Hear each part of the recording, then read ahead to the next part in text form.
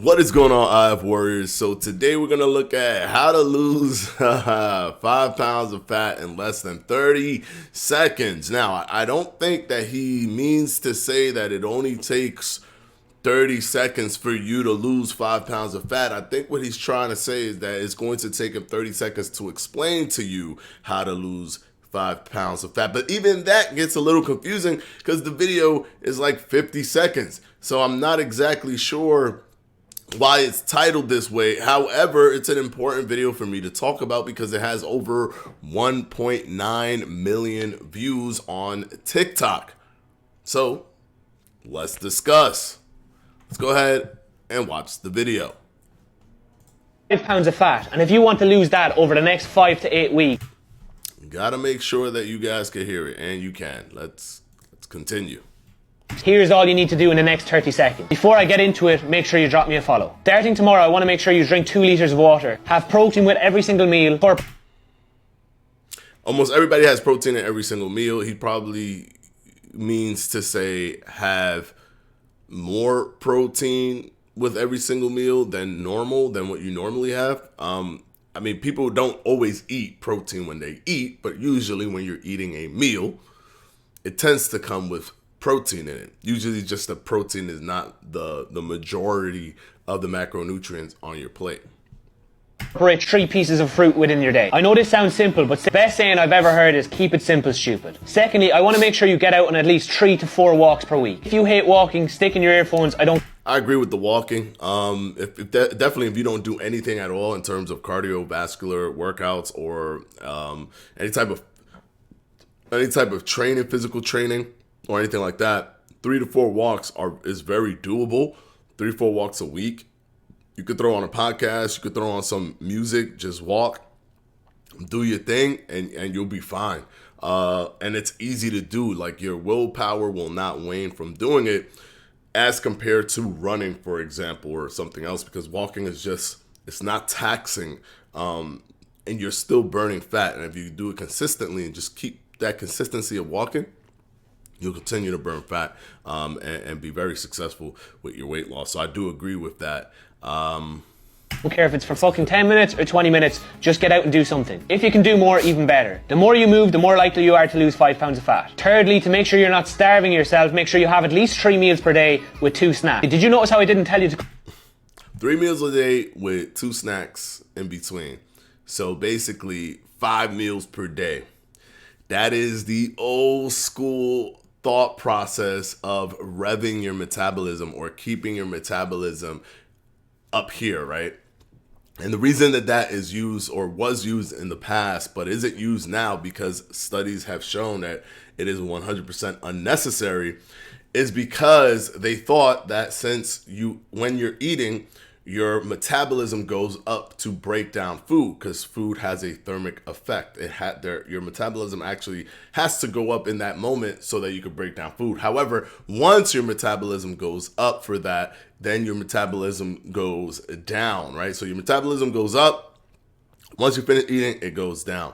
So what the philosophy is that your metabolism goes up, you stop eating, it goes down. You eat again, you bring it right back up. It stops eating, goes down. You eat again, you bring it right back up. So if you're constantly eating, like every 3 hours or every 2 hours or so, you're never letting your metabolism go all the way down. But here's the problem. It's all proportionate to how much you're eating. Your metabolism is only going to go up based off of how much food you're actually consuming. And if you consume a lot of food to make your metabolism go up all the time, aggressively, really high, if you're consuming a lot of calories, then you're not losing weight because it's still calorie based. So it actually contradicts itself. If you want to get that super metabolism boost, you got to eat a lot. If you eat a lot consistently throughout throughout the day, 5 times a day or whatever, you're going to be eating too much where you just won't be losing weight. So there's this balance that you have to make when you're doing that wouldn't even help you with the whole metabolism going up during that thermic effect when you're eating. So that has been completely debunked. You do not have to do 5 meals a day. I also find it funny that people that think that you should do 5 meals a day, or the 5 meals a day guru, they want to say that, the magic is in that. But there is no magic in doing intermittent fasting. There's no magic in intermittent fasting, but there's magic in doing 5 meals a day. So it's like you're just picking the thing that you want to have magic change the dynamics of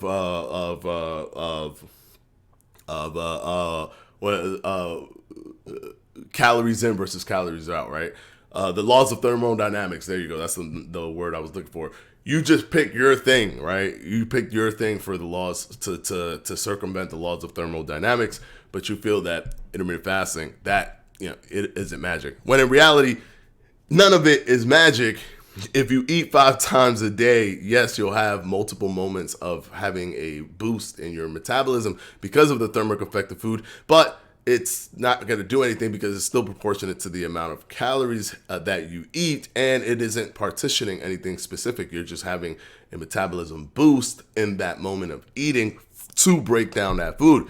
But with intermittent fasting, it's also not magic, because if you don't have any more glycogen in your body or glucose, your body has to produce glucose, and what happens is it goes into your fatty acids, puts it through the liver with a process called beta-hydroxybutyrate, turns it into ketones, uses that as a substitute for glucose. And then now you got glucose or ketones as your glucose source for about 70% of your brain's energy requirement. So yes, you're going to be using fat because that is what the design is. That it doesn't take it from anywhere else. It takes it from your fatty acids. So that's not magic. That's just science.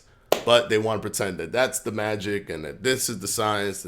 But even though this is actually the magic, and that whatever it is, the magic is usually never for intermittent fasting. It's always for eating as much as you want or eating as many meals as possible. That's where the magic works.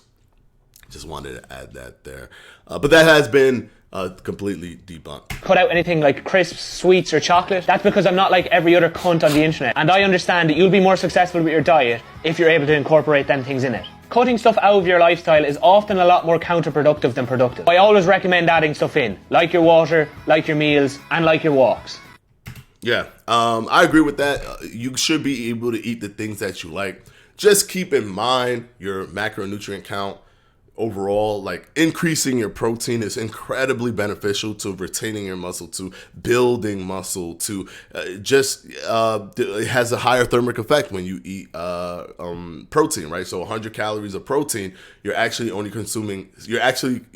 taking in 70 calories, and then protein doesn't get stored as fat because there's so many uses for protein. Amino acids break down and do a lot for your body. They repair parts of your body. They help use itself to be building blocks for muscle tissue, to layer more muscle onto your body if your muscles need to grow. So there's so much use for amino acids that they don't even really get stored as fat. So, or protein, they don't really get stored as fat. So then you don't even get all of those calories in, and then most of it doesn't even get stored as fat. It's just so much more beneficial to have the majority of your calories come from protein when it's all said and done. But once you get that macronutrient element in play, eat the things that you want to eat within that, macronutrient number that will benefit you with increasing protein. So if you want to eat, stuff that you like in a controlled environment and controlled dosage, go ahead and do that. Like, I'm definitely not a person that tells you to cut those things off, because your willpower is only so much, right? You only have so much willpower. You don't want to do like a new diet, for example, intermittent fasting, and do a new diet system like the DASH diet or the Mediterranean diet, and do like you got to go and do this workout and do you're going to have, something is going to give. If you're forcing yourself to completely dramatically change everything that you do and not have anything that you feel that you enjoy in the mix. All right, hopefully this video has helped you guys. I know this isn't how to lose 5 pounds of fat in less than 30 seconds, even though that's what he said. The video ain't 30 seconds. You're not doing something and losing the 5 pounds in 30 seconds. I don't know what exactly he means here, but that is how he titled his video. So we came in here to check it out. Anyways, until the next one, guys, thank you so much. You know how much I love you. Hit that like button, hit that subscribe button, and I will see you in the next one. Peace out, guys.